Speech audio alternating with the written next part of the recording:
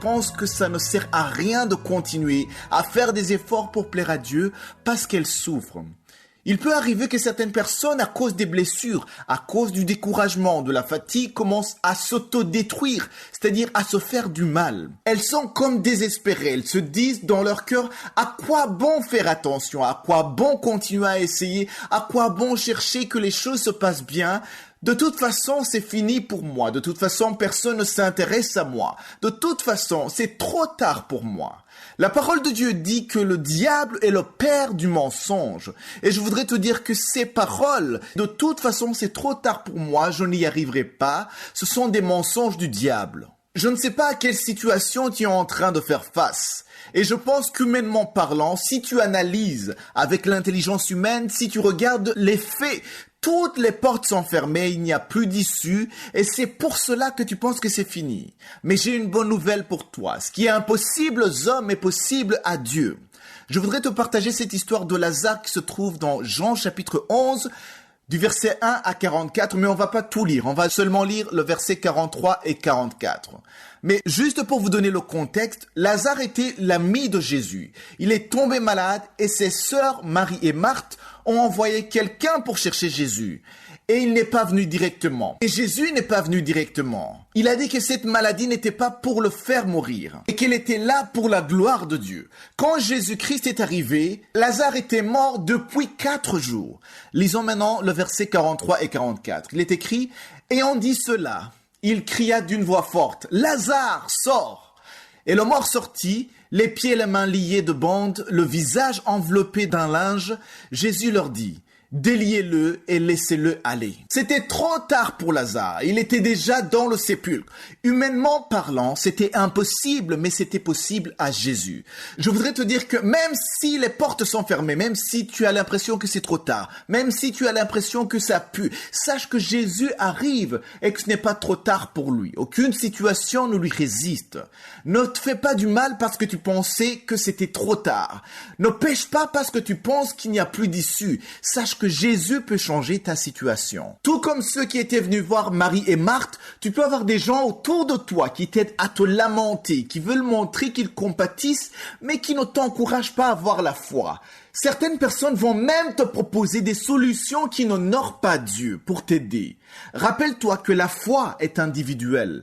Même si les autres disent que c'est trop tard, crois seulement en Dieu. Crois en sa puissance. Je voudrais te dire que Jésus, il arrive qu'il attende un peu. Il pouvait aller directement chez Lazare pendant qu'il était malade, avant qu'il meure. Et pourtant, il s'est rendu chez eux au 4e jour après sa mort. Peut-être que pour toi, c'est plus de 4 jours, c'est plus de 4 mois, c'est plus de 4 ans. Peu importe le temps passé, je viens t'encourager et te dire de te relever et de croire encore. C'est encore possible. Ce sont ce genre de situations quand le monde pense que tout est fini, qu'il n'y a plus d'espoir, que Dieu va se glorifier dans ta vie. Il y aura des gens qui vont te dire, ce qui serait mieux pour toi, c'est d'accepter la situation qui est dans ta vie. C'est d'accepter que ça ne va pas changer. Continuez à croire, continuez à prier. Tu vas te blesser pour rien alors que ça ne va pas changer. Le mieux pour toi alors, c'est d'accepter ce qui t'arrive. Et je viens te dire que aussi longtemps que ce n'est pas Dieu qui te dit cela, continue à croire et à avoir la foi. Quand Jésus est arrivé au sépulcre, il a demandé d'enlever la pierre. La pierre était l'obstacle entre Jésus et Lazare. Alors dans ta vie, quelle est la pierre qui se trouve dans ta vie? Quel est l'obstacle qui est entre toi et Jésus? Est-ce que c'est le péché? Est-ce que c'est le manque de foi? Identifie la pierre, enlève-la et laisse Jésus-Christ agir dans ta vie.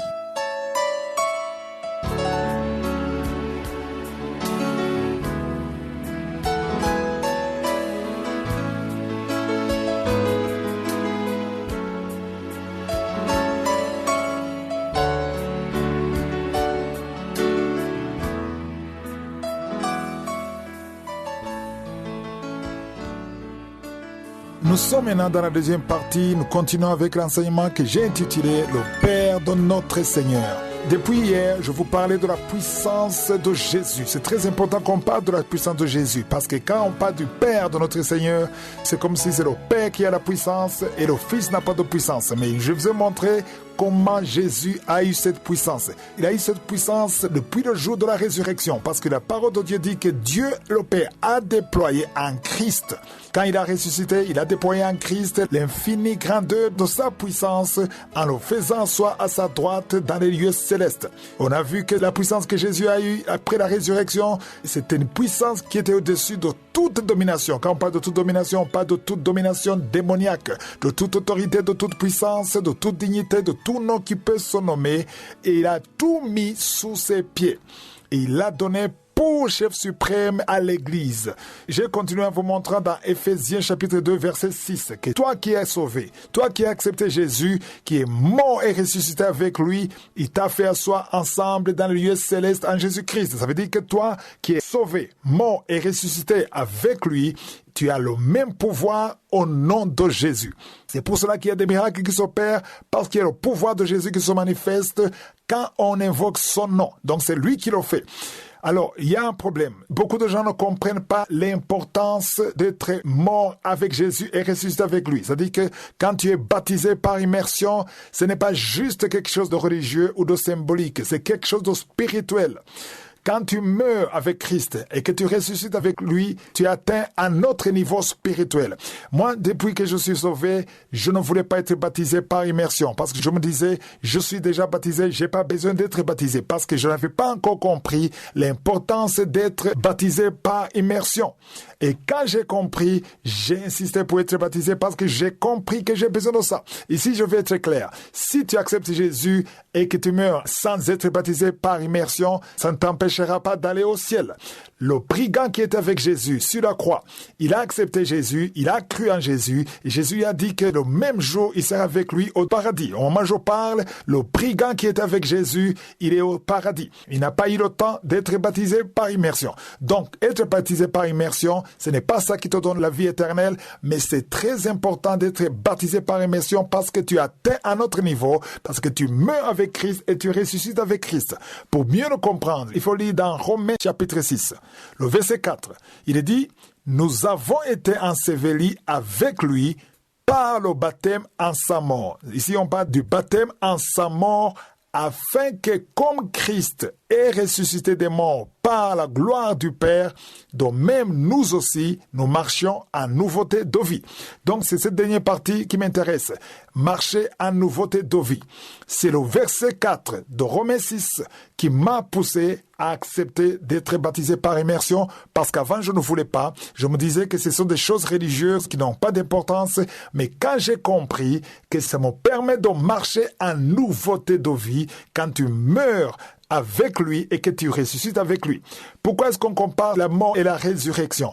Parce que c'est ce qui s'est passé le jour où Jésus est mort et quand il est ressuscité. Et quand tu fais cet acte de baptême par immersion, ça dit que tu marches dans ses pas, tu te connectes avec l'acte spirituel qui a été fait le jour où Jésus est mort et ressuscité. Ça demande l'assistance du Saint-Esprit pour mieux le comprendre. Et quand je l'ai compris, je me suis engagé parce que je me suis dit, je ne veux pas juste être un chrétien ordinaire, je veux être assis à la droite du Père. Je veux être capable de marcher au-dessus de toute domination, de toute autorité au nom de Jésus. Il y a un autre verset très intéressant que je vais expliquer dans Kangoka de Domaine, c'est dans 1 Corinthiens chapitre 15 verset 24. Certains seront surpris, mais c'est la parole de Dieu. Tout ce que je vous dis est écrit dans la parole de Dieu. Parce que dans 1 Corinthiens chapitre 15, on nous parle de Jésus, surtout de l'enlèvement, comment l'enlèvement sera fait. Mais au verset 24, c'est très intéressant, on nous dit qu'ensuite viendra la fin, quand Christ remettra le royaume à celui qui est Dieu et Père. C'est-à-dire que Christ, à la fin, il va remettre le royaume à son Père, à celui qui est Dieu et Père, après avoir détruit toute domination, toute autorité et toute puissance. Ça, c'est très intéressant de le comprendre. Il va régner pendant 1000 ans et après les 1000 ans, il va remettre le royaume à celui qui est Dieu et Père.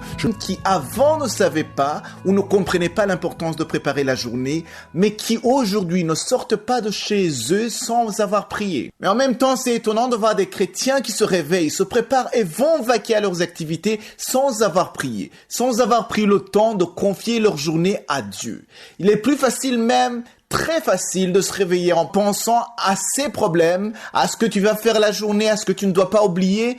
Je l'ai déjà mentionné, à notre ère de technologie. Il est très facile et c'est même un réflexe que certaines personnes ont au réveil de prendre leur téléphone et d'aller directement sur WhatsApp, sur Instagram ou d'autres applications ou chercher des informations sur le téléphone. Et le temps passe vite et on est en retard et on oublie de prier. Certains vont se rappeler de prier après avoir pris le téléphone et vont faire une prière rapidement en ayant le téléphone à la main et ensuite continuer à regarder quelque chose sur le téléphone. Mais je voudrais insister et dire que les distractions de ce monde sont conçues de telle manière à ce que même ceux qui veulent prier ne prient pas trop ou ne prient pas assez. Prie rapidement, prie un peu et reviens sur le téléphone. Reviens sur ton écran, reviens regarder les informations. Une personne réveillée sait que le monde dans lequel nous vivons est plein de pièges du diable. C'est pourquoi, pour vaincre et marcher quotidiennement dans la victoire que Dieu nous donne, nous devons l'inviter dans notre vie, dans notre journée quotidiennement. Ce que je souhaite pour vous tous qui écoutez cette émission, c'est que vous puissiez comprendre que vous ne pouvez pas commencer la journée sans Dieu. Dans tout ce que vous faites, si vous allez à l'école, à la réunion, au travail, peu importe où vous allez, il n'y a rien qui soit important que de commencer la journée dans la prière. Invitez-le, invitez Dieu dans tout ce que vous allez faire. Tout ce que vous allez vivre, tout ce que vous allez rencontrer, vous serez avec « Je suis ». Nous sommes humains, nous sommes dotés de force et de faiblesse. Mais il y a des jours où nous nous sentons faibles, où nos forces ne marchent pas. Nous sentons que rien ne fonctionne. Nous sommes limités, nous sommes affectés par ce qui nous entoure. Ce qui arrive peut nous décourager, peut nous faire abandonner. Mais quand nous préparons la journée, tu reçois une autre force pendant que tu es en train de prier. Tu commences la journée avec celui qui a créé cette même journée. Moïse a compris cela. Lisons dans Exode chapitre 33, versets 14 à 15. Il est écrit, l'Éternel répondit, « Je marcherai moi-même avec toi et je te donnerai du repos. » Moïse lui dit, « Si tu ne marches pas toi-même avec nous, ne nous fais point partir d'ici. » Moïse savait bien qu'ils allaient rencontrer des obstacles sur le chemin. Il savait qu'ils allaient traverser le désert et que les provisions manqueraient à un moment ou à un autre, à moins que Dieu soit avec eux pour leur donner la manne. Il était conscient qu'ils n'atteindraient jamais la destination sans la présence de l'Éternel à leur côté. Moïse avait compris que même si c'est Dieu qui les avait libérés de l'Égypte, il ne pouvait pas se permettre de faire tout le chemin seul. Le fait que ce soit Dieu qui t'ait donné ce travail et que tu maîtrises tout ce que tu fais, tu ne peux pas non plus te permettre de l'oublier, de ne pas l'inviter dans ton travail, dans ta journée. Ce matin, je t'invite à dire à Dieu, comme Moïse, « Je ne quitterai pas ma maison si tu ne viens pas avec moi. » Parce que quand Dieu est avec vous, il vous réconforte dans les difficultés, il trace un chemin là où il n'y en a pas. Apprenons donc à l'inviter dans tout ce que nous faisons dès le matin.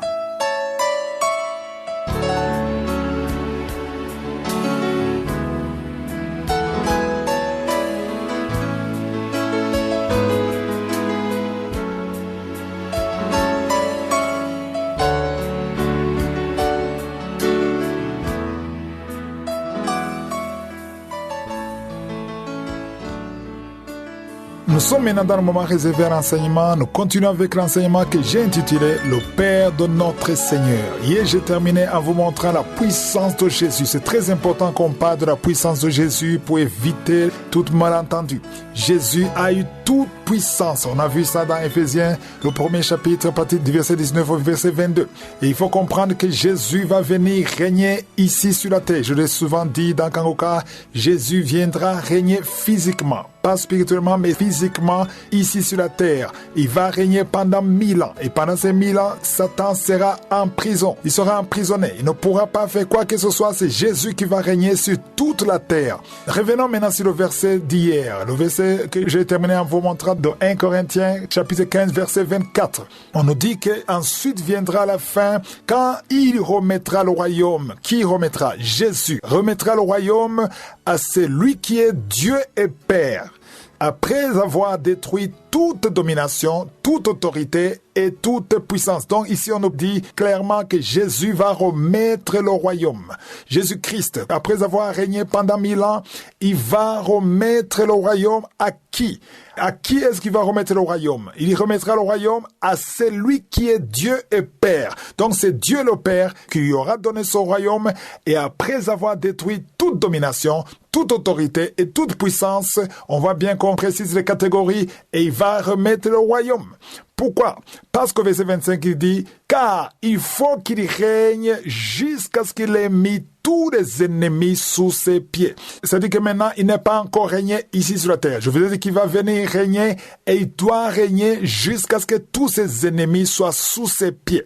Et au verset 26, il est dit « Le dernier ennemi qui sera détruit, c'est la mort. » D'abord, en parlant des ennemis qui doivent être sous ses pieds, ça nous renvoie dans Éphésiens, le 1er chapitre, verset 22, après avoir parlé de toute domination, toute autorité, toute puissance, toute dignité, on nous dit au verset 22, Éphésiens 1, 22, que Dieu a tout mis sous ses pieds. Donc Dieu a mis toute domination, toute autorité, toute puissance, toute dignité sous ses pieds. Et il l'a donné pour chef suprême à l'Église. Donc si on voit bien qu'il a tout mis sous ses pieds. Voilà pourquoi dans 1 Corinthiens 15, verset 25, il est dit qu'il faut qu'il règne jusqu'à ce qu'il ait mis tous les ennemis sous ses pieds. Donc au moment où je vous parle, puisque Jésus a été ressuscité, il est assis à la droite du Père, tous ses ennemis sont sous ses pieds. Aujourd'hui, au moment où je vous parle, tous ses ennemis sont sous ses pieds. Mais au verset 26, on dit que le dernier ennemi qui sera détruit, c'est la mort.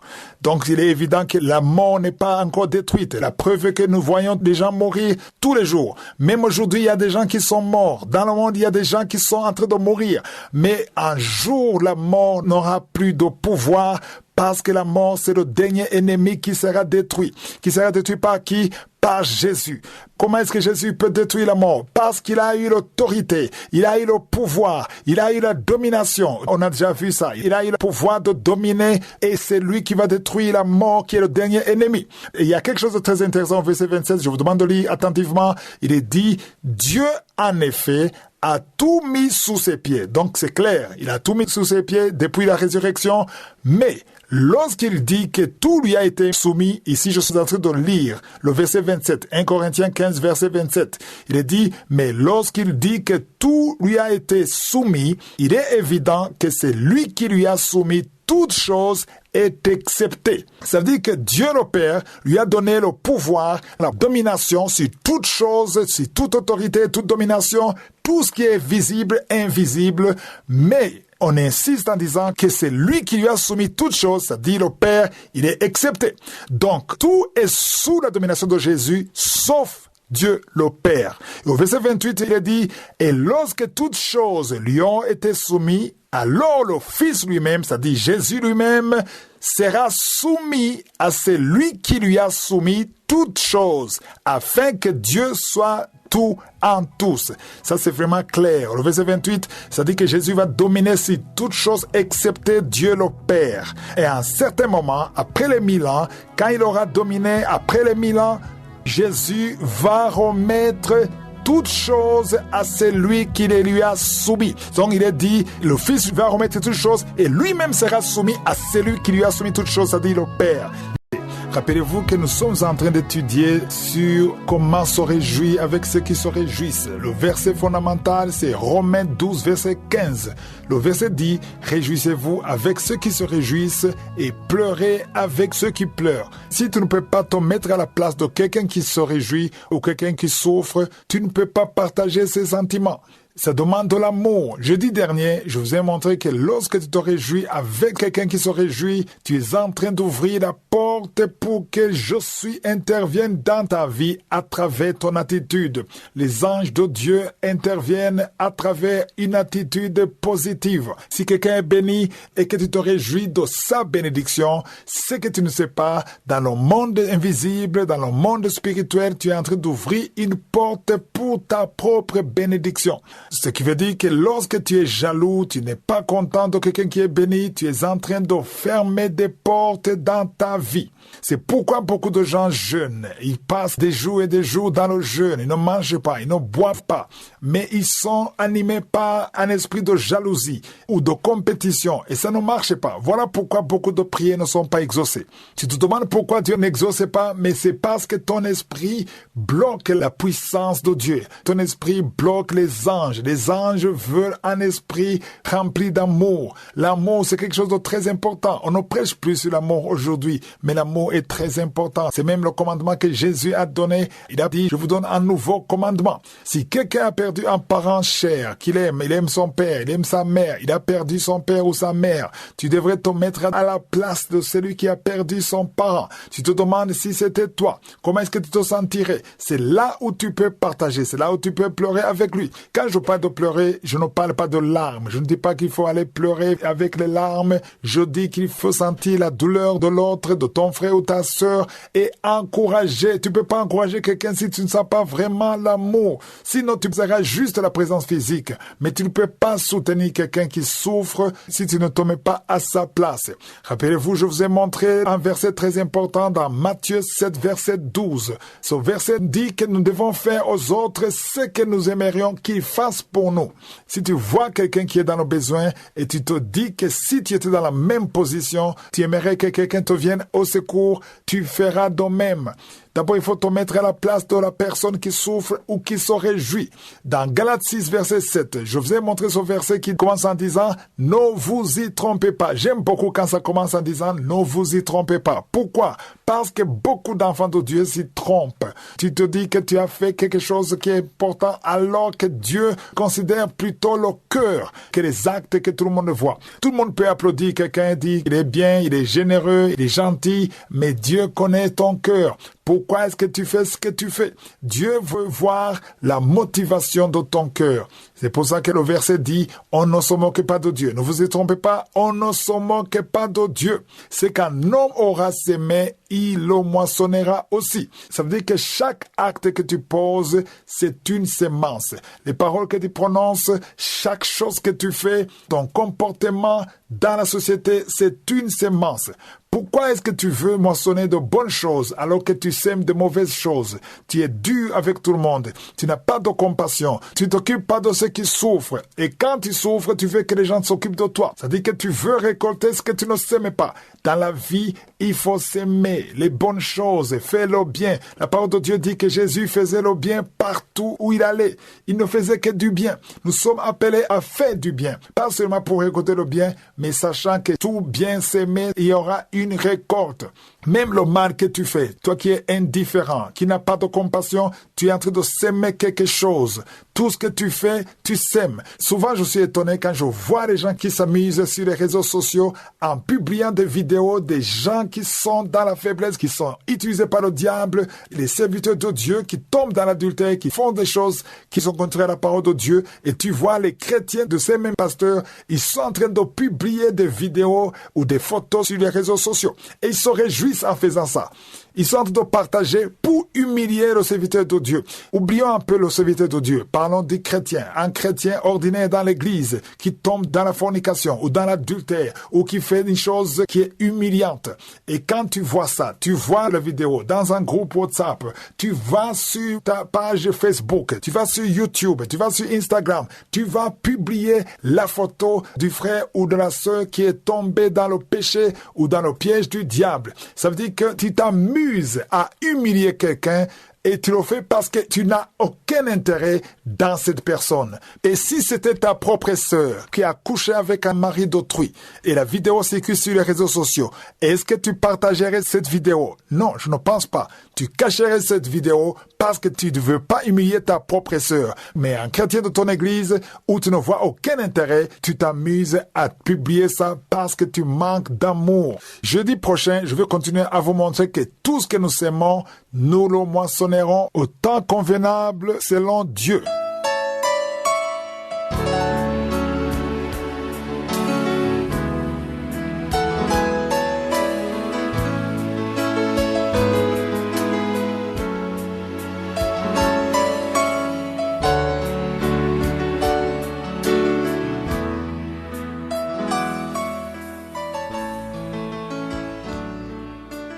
Nous sommes maintenant dans le moment réservé à l'enseignement. Nous continuons avec l'enseignement que j'ai intitulé « Le Père de notre Seigneur ».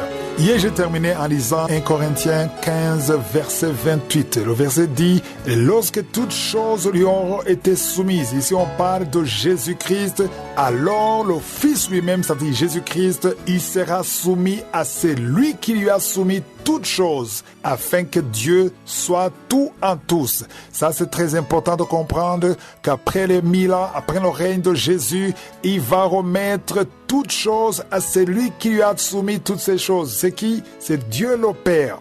Parce qu'on a aussi lu au verset 24 qu'ensuite viendra la fin quand il remettra le royaume à celui qui est Dieu et Père. C'est Jésus-Christ qui va remettre le royaume à celui qui est Dieu et Père. Et pour mieux comprendre ça, j'aimerais qu'on retourne dans la Genèse. Genèse chapitre 41, je vous ai toujours dit que l'Ancien Testament est l'image du Nouveau Testament. Il faut comprendre que tout ce que nous voyons dans l'Ancien Testament, c'était l'ombre des choses que nous voyons aujourd'hui dans le Nouveau Testament. Donc, si nous retournons dans Genèse chapitre 41, au verset 40, on nous parle de Joseph. Joseph, c'était le fils de Jacob. Vous connaissez l'histoire de Joseph, comment il a été vendu par ses frères, il s'est retrouvé en prison et puis au palais devant le roi, le pharaon, qu'il a établi premier ministre.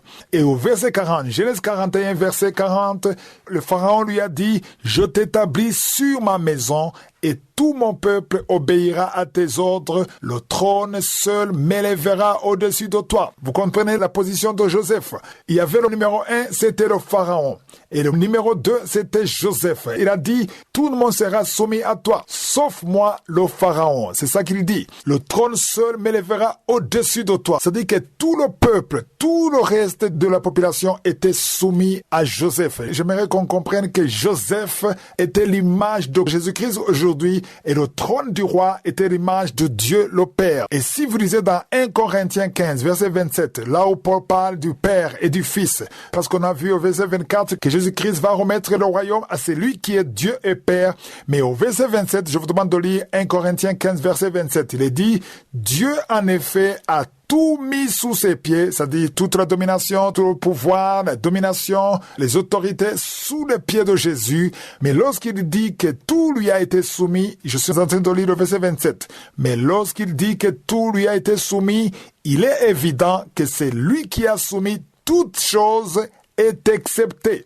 Ici, on parle de l'exception. C'est-à-dire que toutes les dominations, les autorités sont sous les pieds de Jésus à l'exception de Dieu le Père. C'est ça qu'il faut comprendre.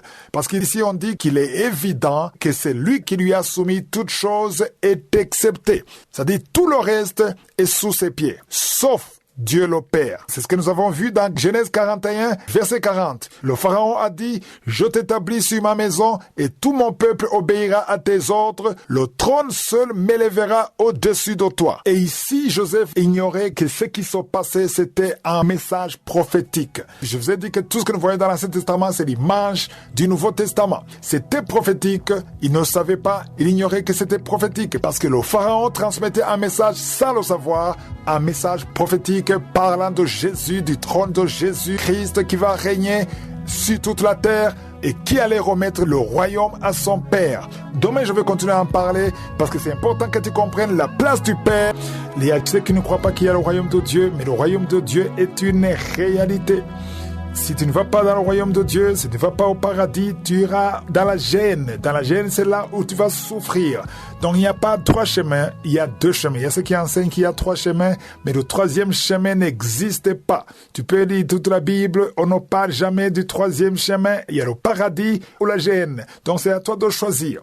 Et tu ne peux pas être neutre, tu dois choisir l'un des deux. Mais pour avoir accès au royaume de Dieu, il faut accepter Jésus, il faut te repentir. Sans la repentance, tu ne verras pas le Seigneur. Sans la repentance, tu n'iras pas au paradis. Le paradis, ce n'est pas réservé à certains, c'est réservé à tout le monde, tous ceux qui m'écoutent. Il y a ceux qui m'écoutent qui ont déjà donné leur vie à Jésus. Et je suis vraiment encouragé quand je vois le nombre de téléphones, les gens qui nous appellent et qui témoignent qu'ils ont changé, que leur vie a changé. C'est ça le but de cette exhortation de vendredi matin. Aujourd'hui, je vais vous partager 2 passages, 2 versets bibliques. Et tous ceux qui m'écoutent, qui n'ont pas encore pris la décision d'accepter Jésus, tu dois te retrouver quelque part. C'est dans 1 Corinthiens chapitre 6, versets 9 et 10. Je vais d'abord lire le verset 9. Il est dit, « Ne savez-vous pas que les injustes n'hériteront point le royaume de Dieu ?»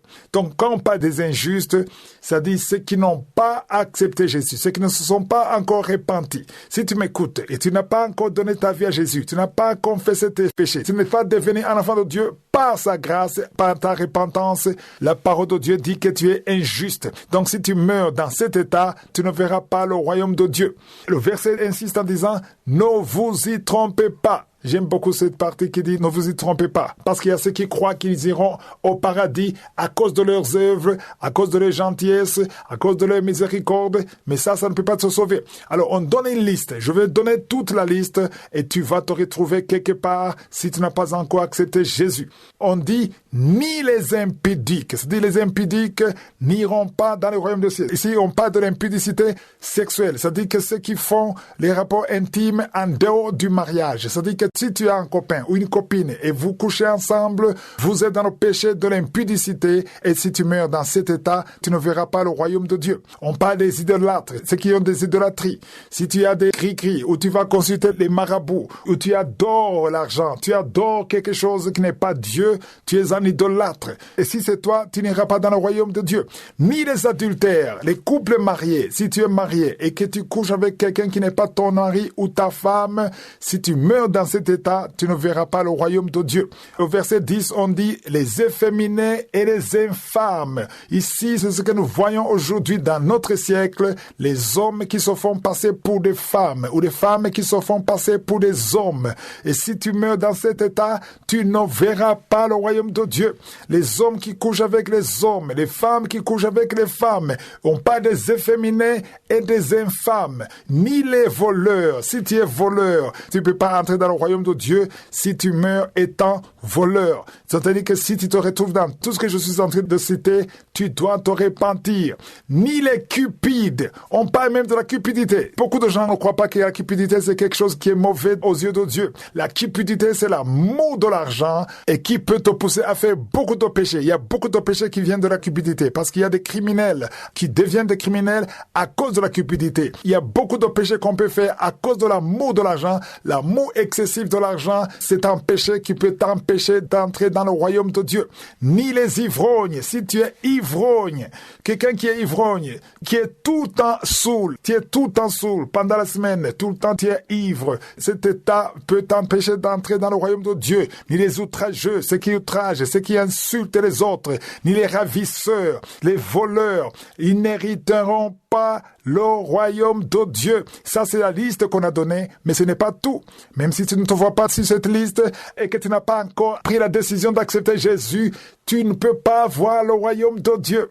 Je souhaite à tout le monde d'accepter Jésus. Répands-toi, accepte Jésus. Il est mort pour toi. Il suffit de t'humilier et d'accepter qu'il est ton Seigneur et ton Sauveur. Et tu vas te repentir, tu vas confesser. Jésus va venir dans ta vie. Si tu veux être juste par sa grâce, à travers le sang de Jésus, tu peux te mettre à genoux et l'appeler. Si tu veux l'assistance d'un serviteur de Dieu, appelle au plus 257 76 57 79 65. Pour ceux qui sont aux États-Unis ou au Canada, appelez au 613 462 93 52.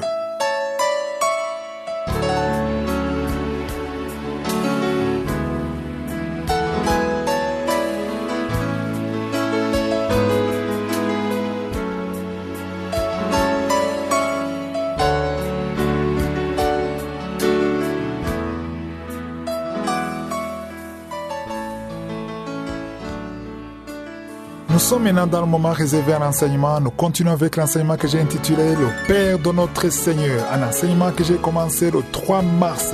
Donc si tu es nouveau dans l'émission Kangoka, c'est très important que tu écoutes tout ce qu'on a déjà vu depuis le 3 mars en passant par les archives. Au début de cet enseignement, ça paraissait simple comme juste pour un enseignement très superficiel, mais petit à petit, on voit que c'est un enseignement important, très profond. Beaucoup de gens, quand ils prient, ils disent à la fin « au nom de Jésus ». Et souvent, c'est devenu automatique comme une simple formule. Mais je veux que nous comprenions que le fait de dire « au nom de Jésus », ça a un poids spécial. C'est très important de parler de Jésus et il faut comprendre Jésus. Pourquoi est-ce qu'on prie au nom de Jésus? On a déjà dit ça et j'espère que ceux qui ont commencé avec moi comprennent mieux. Je vous ai montré comment, dans le livre de la Genèse, on parle de Pharaon et de Joseph. Joseph était le premier ministre et Pharaon était le roi. Et c'était l'image de Jésus en tant que fils et Dieu le Père. Donc, on voit bien que Dieu a élevé Jésus et l'a mis au-dessus de toute puissance, toute autorité, toute domination et que personne ne peut atteindre le Père sans passer par Jésus. Dans 1 Corinthiens 15, verset 27, on a déjà vu ça. 1 Corinthiens 15, verset 27, on voit que Jésus a eu le pouvoir. Dieu lui a donné le pouvoir, il lui a soumis toutes choses, mais il est dit que c'est lui qui lui a soumis toutes ces choses est accepté. Donc tout était en dessous de Jésus, sauf le Père. Au verset 28, on a vu que Jésus va régner et après il va soumettre toutes choses à Dieu le Père qui lui a soumis toutes ces choses. C'est écrit au verset 28. Il est dit qu'il sera soumis à celui qui a soumis toutes choses afin que Dieu soit tout en tous. Revenons maintenant dans Genèse chapitre 41 au verset 43, la deuxième partie du verset 43. Il est dit que c'est ainsi que Pharaon lui donna le commandement de tout le pays d'Égypte. C'est-à-dire Pharaon était le roi, mais il lui a donné le commandement de tout le pays d'Égypte. Aujourd'hui, c'est Jésus qui règne. Dieu le Père, qui a créé les choses visibles, invisibles, a donné le commandement du monde entier entre les mains de Jésus. Voilà pourquoi Jésus est Seigneur. Il est assis à la droite du Père. Au verset 44, il est dit qu'il dit encore à Joseph, ici c'est Pharaon qui dit à Joseph, « Je suis Pharaon ». Ici c'est Pharaon qui parle. « Je suis Pharaon et sans toi, personne ne lèvera la main ni le pied dans tout le pays d'Égypte. » Est-ce que vous comprenez le pouvoir que le Pharaon a donné à Joseph? Il dit que sans Joseph, personne ne lèvera la main ni le pied dans tout le pays d'Égypte. Autrement dit, Joseph avait tout le pouvoir en Égypte. C'est la même chose aujourd'hui. Jésus a tout le pouvoir. Parce que le Père lui a donné tout le pouvoir. Ça me rappelle Jean 14, verset 6, où Jésus a dit « Je suis le chemin, la vérité et la vie. Nul ne vient au Père que par moi. » De la même façon, personne ne pouvait approcher le Pharaon. Personne ne pouvait voir le Pharaon. Tu ne pouvais pas avoir une audience avec le Pharaon sans passer par Joseph. Joseph était le chemin obligé pour voir le Pharaon. De la même façon, aujourd'hui, Jésus est le chemin obligé pour voir le Père. Jésus a eu un pouvoir exceptionnel. Lisons dans Philippiens chapitre 2 verset 9 à 11. Je vous demande de lire dans vos Bibles Philippiens chapitre 2 verset 9 à 11 pour voir le pouvoir que Jésus-Christ a reçu. Le verset 9 dit, c'est pourquoi Dieu l'a souverainement élevé. C'est-à-dire le Père l'a souverainement élevé et lui a donné le nom qui est au-dessus de tout nom.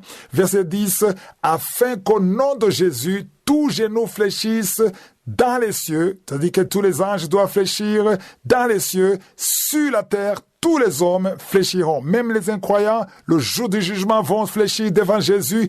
Et sous la terre, même les démons doivent fléchir devant Jésus. Le verset 11 dit, et que toute langue confesse que Jésus est Seigneur à la gloire de Dieu le Père. C'est-à-dire que tout le monde doit confesser que Jésus-Christ est Seigneur à la gloire de Dieu le Père. Autrement dit, quand tu vois Jésus, tu vois le Père. Quand tu vois le Fils, tu vois le Père. C'est pour cela que quand Philippe demandait à Jésus, montre-nous le Père, Jésus lui a dit, il y a si longtemps que je suis avec vous et tu ne m'as pas connu. Vous n'avez pas encore compris qui est mon Père. C'est-à-dire que quand tu vois Jésus, tu vois le Père. Quand tu veux parler à Dieu, le langage que Dieu entend, c'est le langage de Jésus. Tu passes par Jésus et Dieu t'écoute. Lundi prochain, je vais vous parler de la divinité de Jésus parce que ça aussi c'est important qu'on en parle. De mentalité. Jeudi dernier, j'avais terminé en vous parlant des choses très importantes. Nous étions en train de méditer sur Matthieu 7, verset 12. Rappelez-vous que nous sommes en train de parler de se réjouir avec ceux qui se réjouissent et de pleurer avec ceux qui pleurent. Cela signifie que pour pouvoir se réjouir avec ceux qui se réjouissent Il faut d'abord être capable de se mettre à la place de la personne qui se réjouit ou la personne qui souffre. Tu ne peux pas vraiment compatir avec quelqu'un si tu ne te mets pas à sa place. Quelqu'un peut te dire qu'il a eu un diplôme et cela ne te fait rien parce que tu ne vois aucun intérêt. Tu veux toujours voir ton intérêt dans toutes choses. Mais ce n'est pas ça l'amour du Seigneur. Il a dit, aimez-vous les uns les autres. Pour te réjouir avec celui qui se réjouit, il faut te mettre à sa place. Par exemple, si tu entends que quelqu'un était chômeur, il a longtemps cherché du travail et il vient de trouver du travail, alors que toi aussi tu es encore chômeur, tu te dis, au moins lui il a la chance, moi je n'ai rien. Mais ce que tu ignores, c'est qu'en disant cela ou en pensant comme ça, tu bloques ta propre bénédiction. Quand tu te réjouis avec celui qui se réjouit, tu ouvres une porte pour ton avenir. Parce que te réjouir avec quelqu'un qui se réjouit, ça permet à l'ange d'intervenir en ta faveur. C'est ça qu'il faut comprendre. Les anges apportent des bénédictions et ils interviennent quand nous avons une attitude positive. Tout cela est basé sur la parole de Dieu, sur les principes de Dieu. Beaucoup bloquent les bénédictions sans le savoir. Quand tu es jaloux, tu bloques l'ange de Dieu. L'ange de Dieu n'intervient pas quand il y a la jalousie. Analysons encore Matthieu 7, verset 12. Il est dit, « Tout ce que vous voulez que les hommes fassent pour vous, faites-le de même pour eux. » Car c'est la loi et les prophètes. C'est la dernière partie qui est importante. Quand on dit que c'est la loi et les prophètes, ça veut dire que c'est une loi que Dieu a établie. C'est un principe qui est là. Tu ne peux pas changer ça. Quand tu fais du bien, tu vas récolter du bien. Peut-être tu ne récolteras pas le bien de la personne pour laquelle tu as fait du bien, mais tu as semé dans le monde spirituel. Si tu plantes une mangue, tu ne peux pas espérer récolter un avocat. C'est pas possible parce que c'est la loi. C'est le principe de Dieu. C'est très important de comprendre que tout est lié au principe de la semence et de la récolte. Il y a un autre verset qui est très important. C'est Galates 6, verset 7. Il est dit, ne vous y trompez pas. J'aime beaucoup comment le verset commence en disant, ne vous y trompez pas parce que beaucoup de chrétiens s'y trompent. Ne vous y trompez pas. On ne se moque pas de Dieu. Ce qu'un homme aura semé, il le moissonnera aussi. Ce que tu sèmes, c'est ce que tu vas moissonner. Beaucoup de chrétiens veulent moissonner ce qu'ils n'ont pas semé. C'est ça la mentalité qui doit changer. Il ne faut pas t'attendre à moissonner ce que tu n'as pas sémé. Ça, c'est ce qu'on appelle communément chance. Un chrétien ne marche pas par la chance. Tu marches par le principe de Dieu. Il y a un principe que Dieu a créé. Il y a une atmosphère que tu dois créer dans ta vie en s'aimant le bien. Si tu veux que les gens te fassent du bien, commence à s'aimer le bien. Tout le monde veut être aimé, tout le monde veut être servi, tout le monde veut être assisté. Ça, c'est naturel. Mais si tu veux être aimé, il faut aimer. C'est injuste de demander à ce que les autres t'aiment alors que tu n'aimes que toi-même. Ça ne marche pas. Quand tu sèmes l'amour, tu vas récolter l'amour. Quand tu sèmes la jalousie, tu vas récolter la jalousie. C'est très important de comprendre qu'il est question de principe parce que c'est la loi et les prophètes. C'est un principe que Dieu a établi. Jeudi dernier, je disais que pour moissonner de bonnes choses, il faut apprendre à s'aimer de bonnes choses. Je vais encore revenir sur ce dont je parlais jeudi passé. Lorsque tu vois quelqu'un recevoir une bénédiction et que tu souhaitais avoir la même bénédiction, et si tu as changé de mentalité, tu vas te réjouir. Il ne faut pas seulement dire félicitations par hypocrisie. Il faut le dire venant du cœur. Il faut te réjouir avec lui. Parce qu'en agissant ainsi, tu ouvres la porte pour l'ange qui interviendra aussi dans ta vie. Parce que tu as créé une atmosphère favorable aux anges d'intervenir. Quand tu es jaloux, tu n'es pas content dans ton cœur, tu fermes la porte. Souvent, nous bloquons nous-mêmes la porte à nos bénédictions. C'est pour cela que j'insiste sur le changement de mentalité. C'est notre attitude qui va créer soit l'atmosphère hostile aux anges ou l'atmosphère favorable aux anges. Pour atteindre ce niveau, il faut que la mentalité change. Ça ne signifie pas que tu vas moissonner immédiatement, mais c'est un principe. Tu fais confiance au système. Si tu fais confiance au système de Dieu, ça va agir au temps de Dieu. On est en train d'apprendre des choses très importantes et si je suis le veux, je veux continuer à en parler jeudi de la semaine prochaine.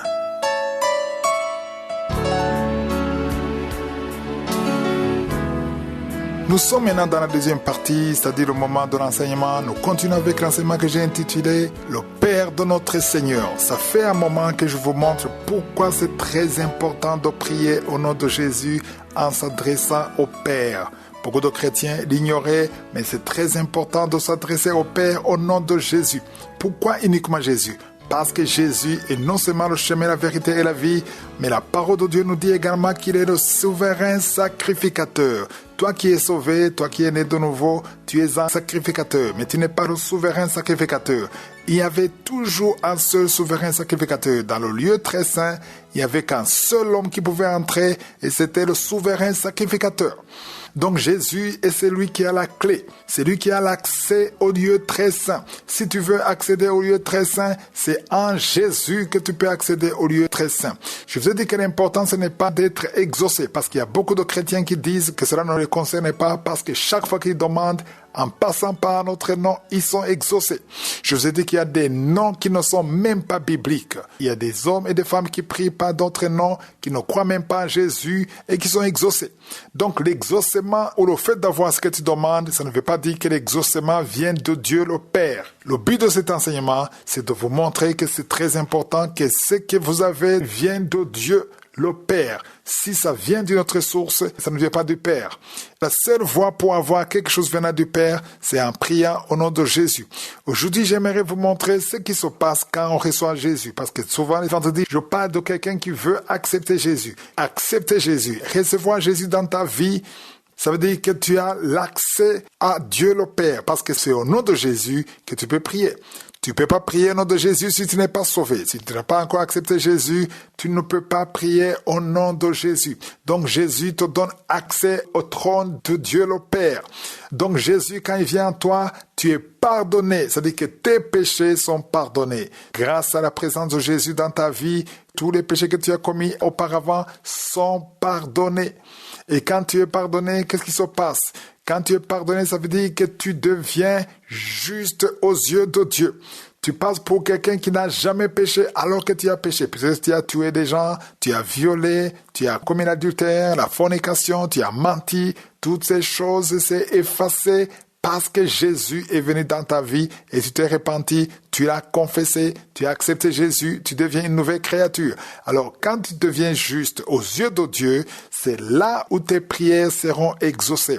Parce que dans 1 Pierre, chapitre 3, verset 12, il est dit, « Les yeux du Seigneur sont sur les justes et ses oreilles sont attentives à leurs prières. » Mais la face du Seigneur est contre ceux qui font le mal. Donc on voit bien que les yeux du Seigneur sont sur les justes et ses oreilles sont attentives à leurs prières. Donc ça c'est très important de comprendre que les yeux du Seigneur sont sur les justes. Est-ce que tu es juste? Être juste, ça ne veut pas dire que tu n'as jamais péché. Être juste veut dire que tu es justifié. Tu n'étais pas juste au départ, mais tu es justifié par Jésus. La présence de Jésus dans ta vie te rend juste. Tu es justifié. Tu passes pour quelqu'un qui n'a jamais commis de péché parce que tu as été pardonné. C'est-à-dire que les péchés que tu as commis sont pardonnés. Il y a quelqu'un qui m'a dit un jour, Dieu ne peut pas faire ça, Dieu ne peut pas tuer ses enfants, il ne peut pas envoyer quelqu'un dans la gêne, mais la parole de Dieu dit que le peuple de Dieu périt par manque de connaissance. Vous voyez qu'on ne dit pas les païens, on parle du peuple de Dieu qui périt. Donc même le peuple de Dieu peut périr par manque de connaissance. Voilà pourquoi c'est très important que j'insiste sur le salut et le pardon des péchés quand tu reçois Jésus. Parce que pour que Dieu le Père t'écoute, il faut passer par Jésus.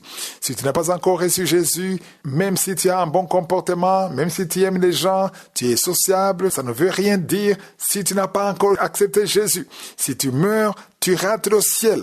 La parole de Dieu dit dans 2 Corinthiens 5, verset 17, que si quelqu'un est en Christ, il est une nouvelle créature. Les choses anciennes sont passées, voici toutes choses sont devenues nouvelles.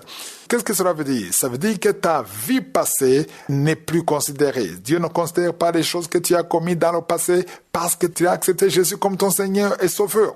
Le verset suivant, 2 Corinthiens 5, verset 18, il est très intéressant. Il est dit, et tout cela vient de Dieu qui nous a réconciliés avec lui par Christ et qui nous a donné le ministère de la réconciliation. Alors là, je vais insister sur le mot réconciliation parce que quand on parle de réconciliation, ça veut dire qu'il y avait un conflit. On réconcilie deux personnes qui étaient en conflit. Quand tu n'as pas encore accepté Jésus, tu es en conflit avec Dieu. Il y a une séparation. Alors, il faut qu'il y ait Jésus pour qu'il y ait la réconciliation. Ça dit que tu te réconcilies et vous êtes en bon terme et tu es sauvé à cause de ce que Jésus a fait sur la croix. Donc, c'est cette réconciliation qui te donne l'assurance que ta prière est acceptée parce que la réconciliation te rend juste. Et quand tu es juste, la parole de Dieu nous dit que ses yeux sont sur les justes et toi tu deviens juste et Dieu va t'exaucer parce que tu es venu au nom de Jésus étant justifié par le sang de Jésus. Ce sont des choses très importantes. Il y a des paroles que Dieu a mises sur mon cœur et que j'aimerais vous partager ce matin. C'est dans Actes 3, versets 18 à 20.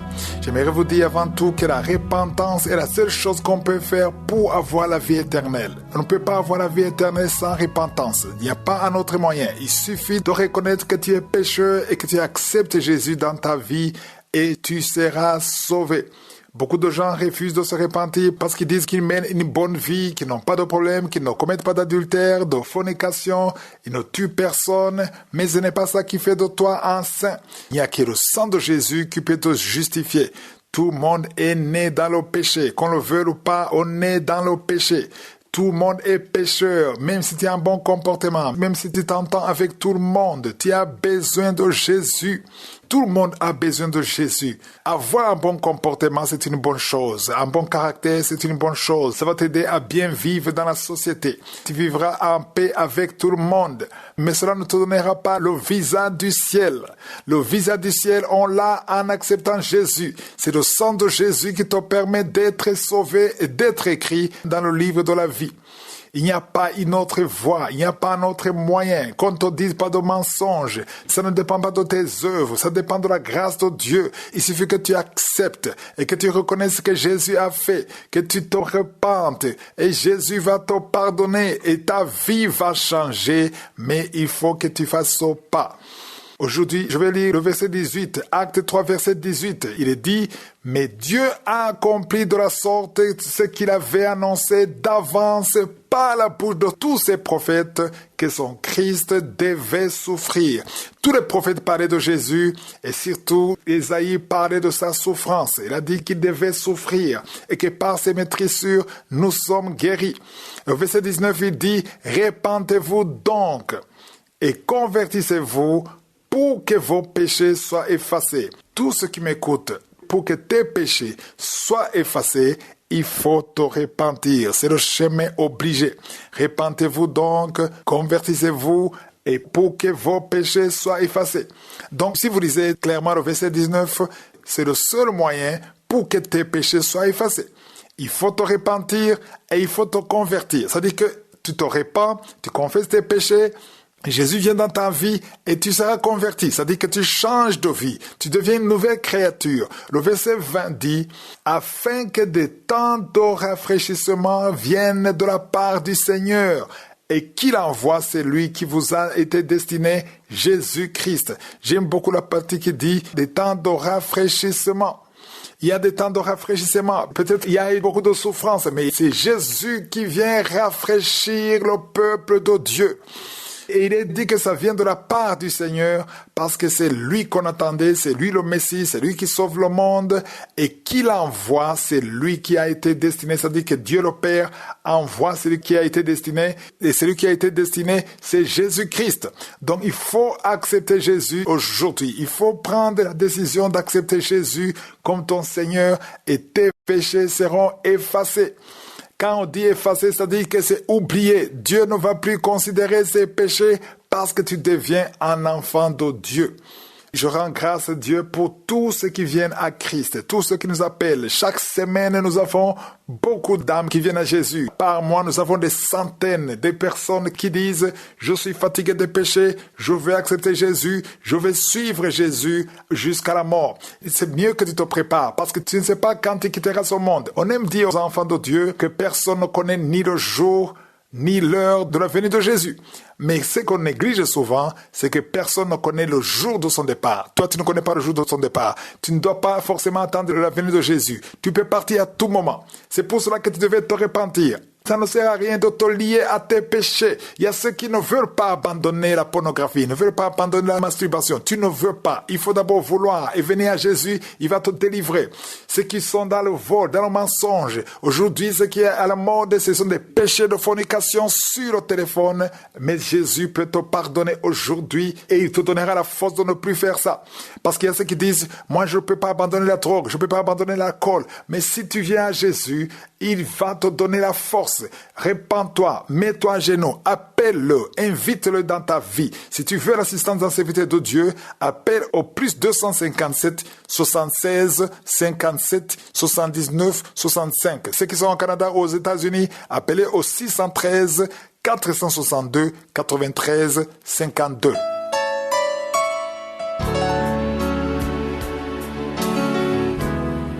Nous sommes maintenant dans la deuxième partie, c'est-à-dire le moment de l'enseignement. Nous continuons avec l'enseignement que j'ai intitulé « Le Père de notre Seigneur ». Nous avons commencé cet enseignement le 3 mars. Si tu es nouveau dans l'émission Kangoka, c'est mieux d'aller dans les archives pour voir ce qu'on a déjà dit. Il y a beaucoup de choses qu'on a déjà dit depuis le 3 mars.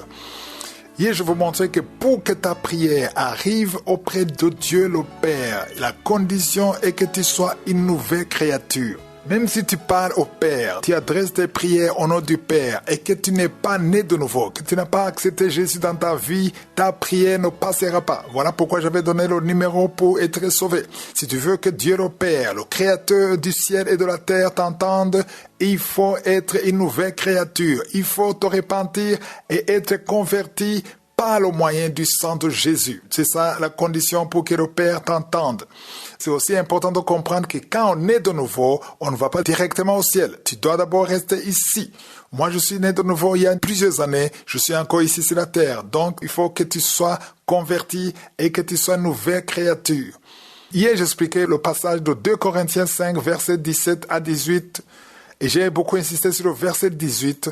Là où il est dit que tout cela vient de Dieu qui nous a réconciliés avec lui par Christ et qui nous a donné le ministère de la réconciliation. Ici, on insiste sur la réconciliation. Quand on parle de réconciliation, c'est-à-dire qu'il y a un conflit entre deux personnes. Autrement dit, il y avait un conflit entre nous, les humains, et Dieu, le Créateur. Donc, il a fallu que Jésus vienne pour nous réconcilier. Pourquoi il y avait un conflit? Parce que le péché a séparé l'homme de Dieu.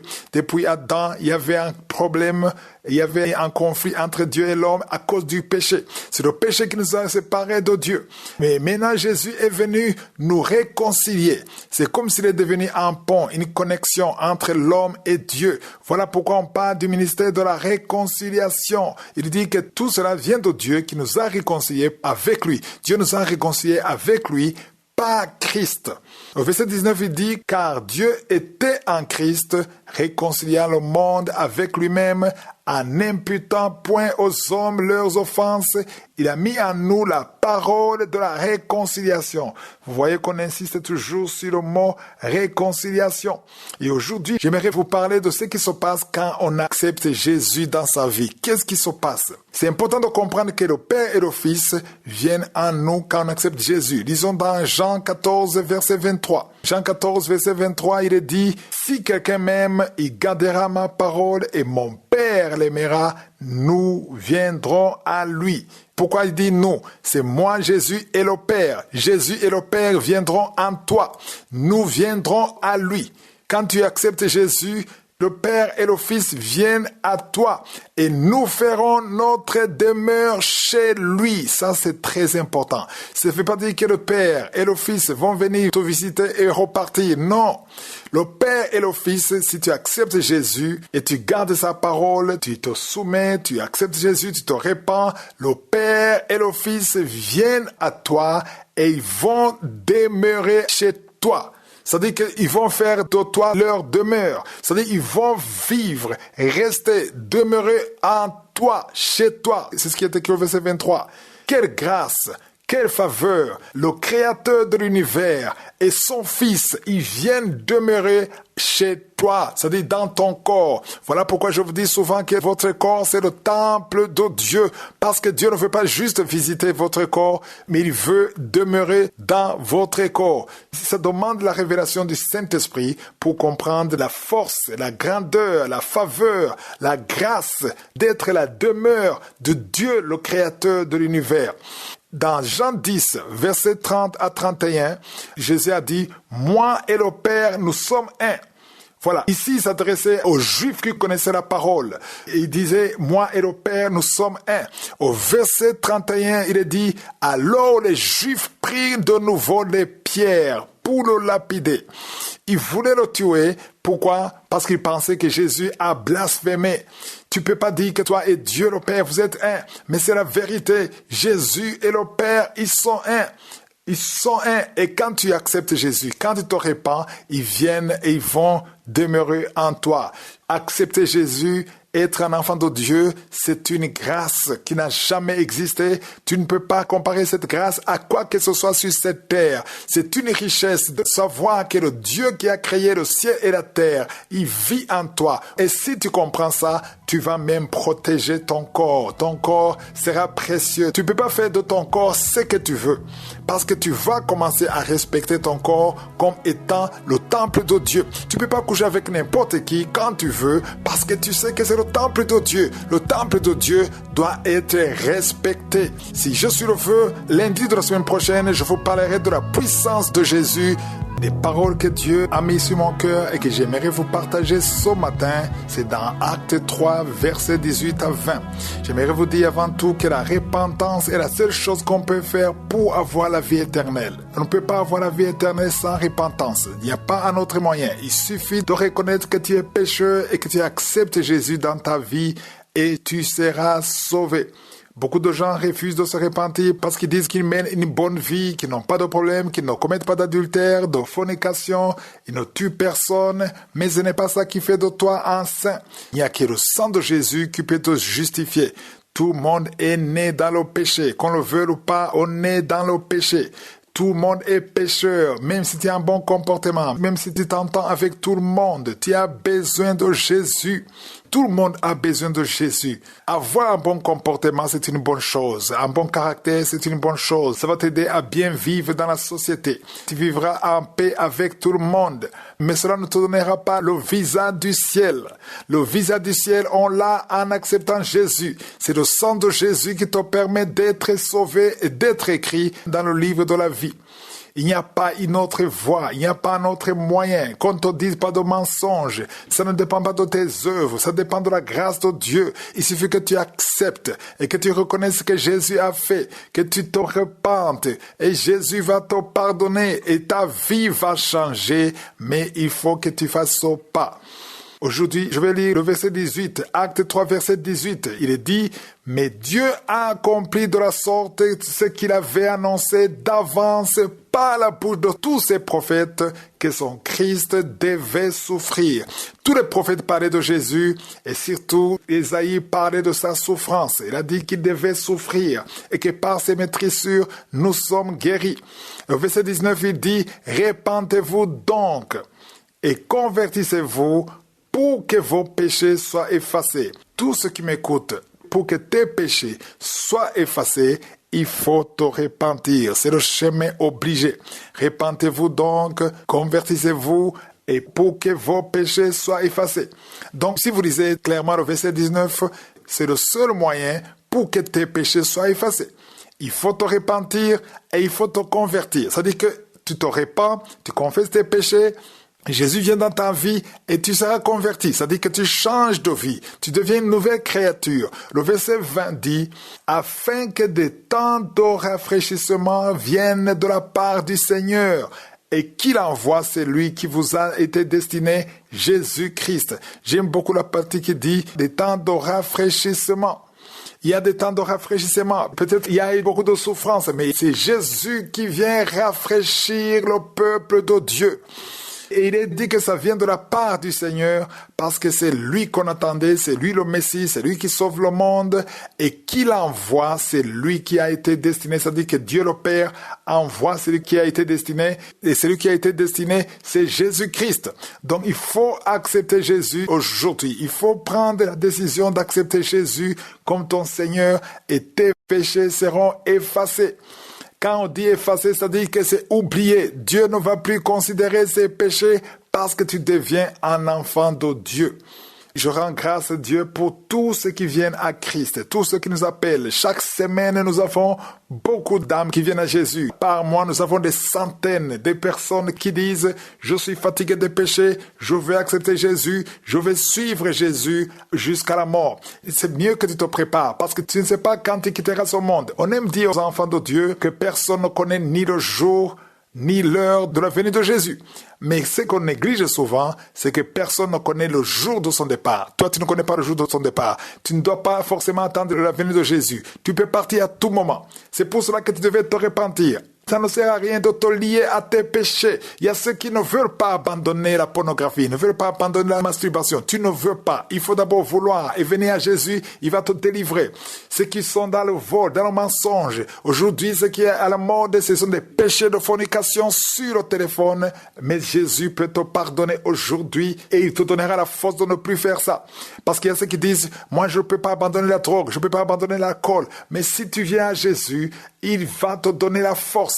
Répands-toi, mets-toi à genoux, appelle-le, invite-le dans ta vie. Si tu veux l'assistance dans ces vités de Dieu, appelle au plus 257 76 57 79 65. Ceux qui sont au Canada ou aux États-Unis, appelez au 613 462 93 52.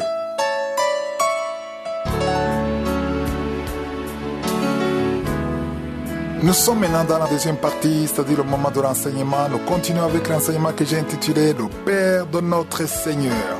Nous avons commencé cet enseignement le 3 mars. Si tu es nouveau dans l'émission Kangoka, c'est mieux d'aller dans les archives pour voir ce qu'on a déjà dit. Il y a beaucoup de choses qu'on a déjà dit depuis le 3 mars. Hier, je vous montrais que pour que ta prière arrive auprès de Dieu le Père, la condition est que tu sois une nouvelle créature.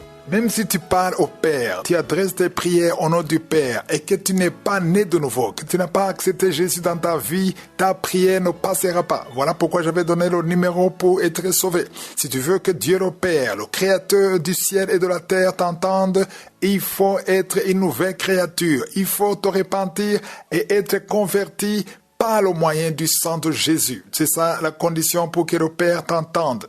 C'est aussi important de comprendre que quand on est de nouveau, on ne va pas directement au ciel. Tu dois d'abord rester ici. Moi, je suis né de nouveau il y a plusieurs années. Je suis encore ici sur la terre. Donc, il faut que tu sois converti et que tu sois une nouvelle créature. Hier, j'expliquais le passage de 2 Corinthiens 5, versets 17 à 18. Et j'ai beaucoup insisté sur le verset 18. Là où il est dit que tout cela vient de Dieu qui nous a réconciliés avec lui par Christ et qui nous a donné le ministère de la réconciliation. Ici, on insiste sur la réconciliation.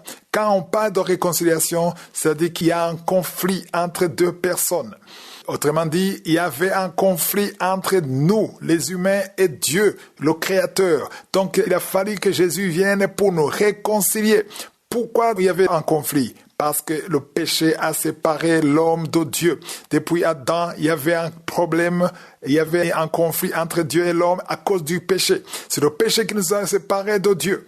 Mais maintenant, Jésus est venu nous réconcilier. C'est comme s'il est devenu un pont, une connexion entre l'homme et Dieu. Voilà pourquoi on parle du ministère de la réconciliation. Il dit que tout cela vient de Dieu qui nous a réconciliés avec lui. Dieu nous a réconciliés avec lui par Christ. Au verset 19, il dit, car Dieu était en Christ, réconciliant le monde avec lui-même, en n'imputant point aux hommes leurs offenses. Il a mis en nous la parole de la réconciliation. Vous voyez qu'on insiste toujours sur le mot réconciliation. Et aujourd'hui, j'aimerais vous parler de ce qui se passe quand on accepte Jésus dans sa vie. Qu'est-ce qui se passe? C'est important de comprendre que le Père et le Fils viennent en nous quand on accepte Jésus. Lisons dans Jean 14, verset 23. Jean 14, verset 23, il est dit, si quelqu'un m'aime, il gardera ma parole et mon Père Père l'aimera, nous viendrons à lui.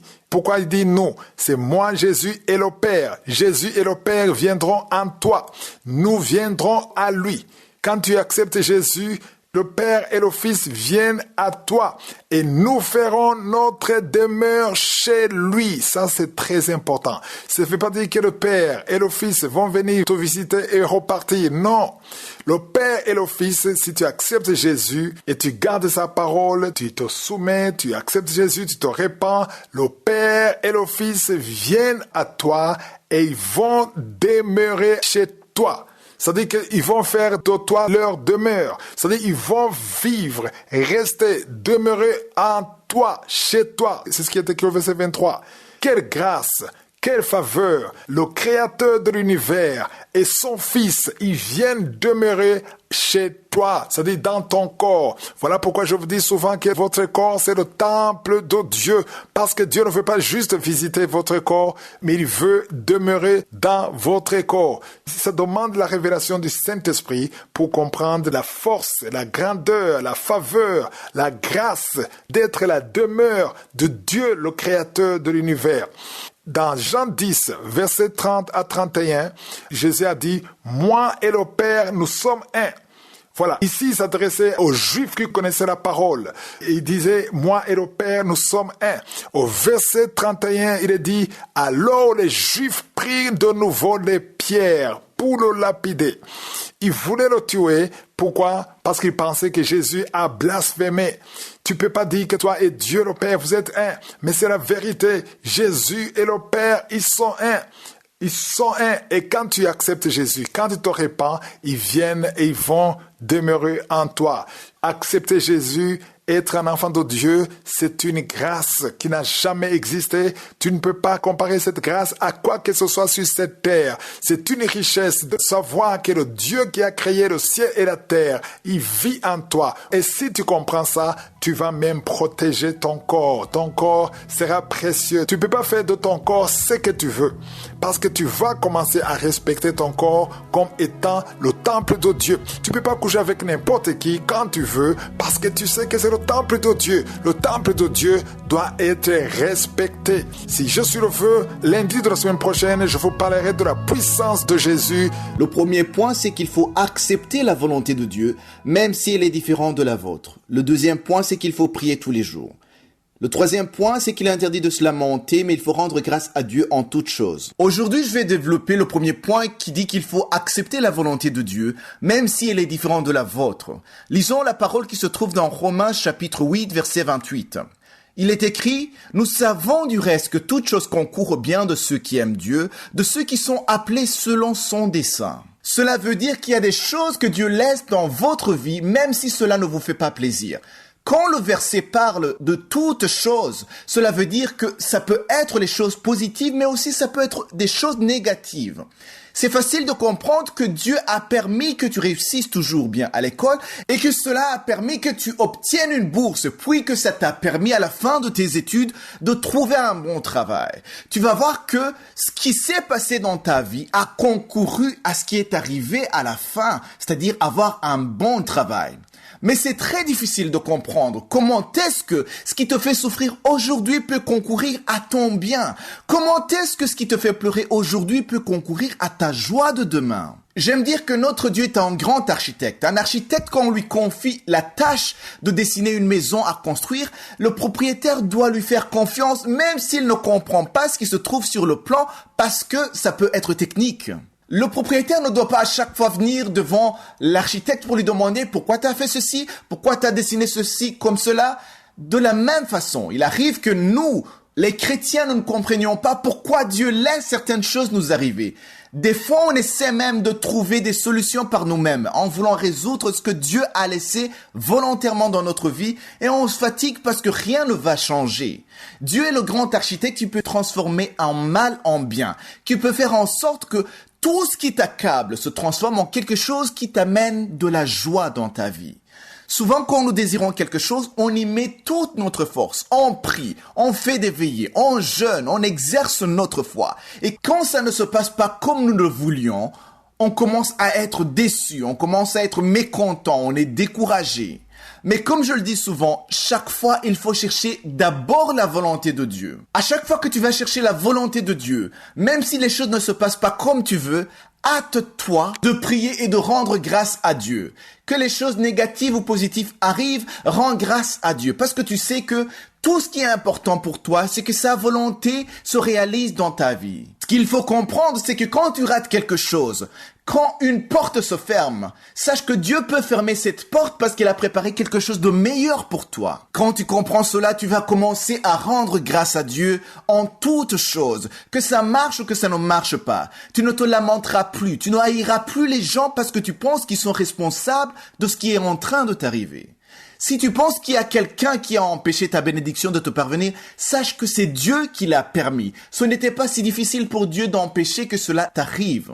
Si tu comprends cela, tu sauras que personne ne peut empêcher ta bénédiction de te parvenir si tu es enraciné en Christ. Si tu es enraciné en Christ, que tu marches dans sa parole, ce que Dieu voudra te donner selon sa volonté, il le fera en son temps parce que personne ne peut bloquer sa main. Si tu es enraciné en Christ et que tu as une vie de prière, si tu marches dans la volonté de Dieu et que malgré cela les choses ne se passent pas bien, rends grâce à Dieu parce qu'il l'a permis avec un objectif même si tu ne le connais pas, car Dieu ne fait rien et ne laisse rien arriver au hasard. Sache que s'il y a une porte A qui est fermée, sache qu'il y a une porte B que Dieu a ouverte pour toi. Dieu ne peut pas te laisser ainsi alors que tu es en train de chercher sa volonté.